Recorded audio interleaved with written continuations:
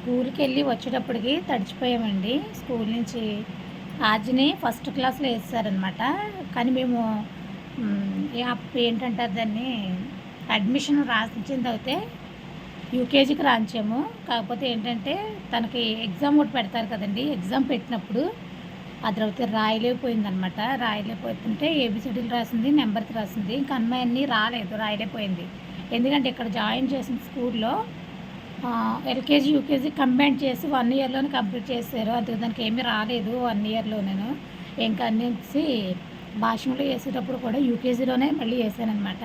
వాళ్ళు ఏం చేశారంటే ఫస్ట్ క్లాస్కి ఫస్ట్ అన్నాం అనేసి, ఎల్కేజీ ఫస్ట్ క్లాస్ అనేసి ఇంటికి వచ్చినప్పుడు అన్నాం అనేసి ఇంకా వాళ్ళు అలాగే రాసేసుకుని అడ్మిషన్ కూడా అలాగే ఇచ్చేసారు.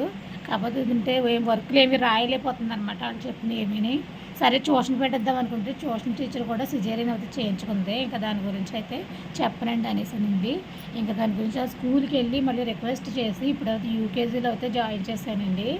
స్కూల్కి వెళ్ళి వచ్చేటప్పటికైతే మొత్తం రెయిన్ ఇదంతా తడిచిపోయాను అనమాట. మళ్ళీ డ్రెస్ చేంజ్ చేసుకుని మళ్ళీ వీడియో అయితే తీయవలసి వచ్చింది.